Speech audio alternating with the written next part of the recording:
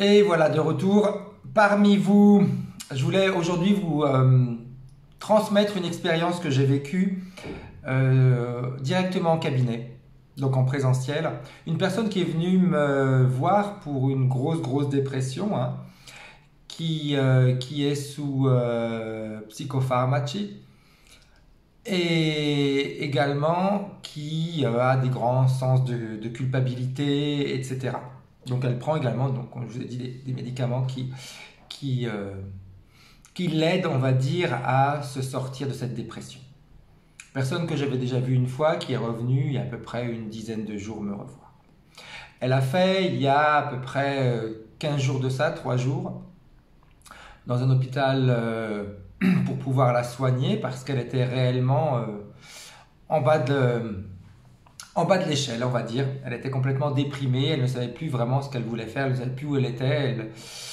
Elle avait vraiment presque même l'envie de mettre fin à ses jours.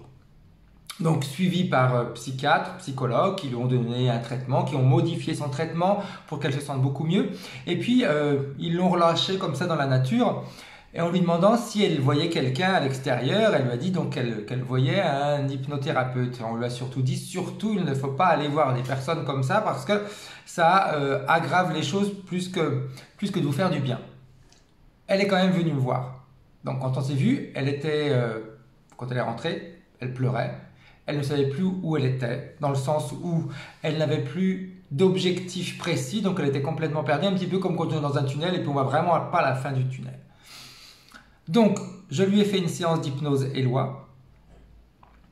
On a travaillé sur beaucoup de choses, une séance qui a duré à peu près plus d'1 heure et demie, parce que j'ai estimé qu'il fallait qu'on travaille sur beaucoup de choses pour pouvoir l'aider, pour qu'elle puisse retrouver confiance en elle, pour qu'elle puisse avoir des idées un peu plus claires, pour qu'elle ait des objectifs devant elle, pour qu'elle soit motivée à avancer.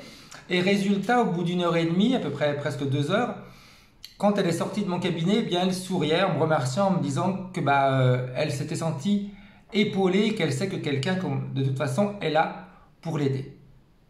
Alors, il y a une chose qui m'interroge tout le temps. Pourquoi est-ce qu'il est impossible de collaborer avec des médecins, avec des psychiatres? Ils ont peur de quoi? Ils l'ont gardée pendant 3-4 jours et le résultat c'était quand elle est venue me voir, elle continuait à pleurer, elle était continuellement en déprime et quand elle sort de chez moi, elle avait le sourire aux lèvres, avec de nouvelles perspectives, avec la possibilité et la vision que les choses allaient pouvoir s'améliorer. Quel est le problème? Qu'est-ce qui vous fait peur? Qu'est-ce qui leur fait peur? Pas parce que je suis le meilleur, hein, je dis pas ça pour ça, mais c'est également pour vous montrer de quelle manière l'hypnose Éloi peut fonctionner. On fera d'autres séances avec cette personne, mais l'objectif premier, c'était de lui redonner quand même une certaine vivacité, une certaine envie de vivre.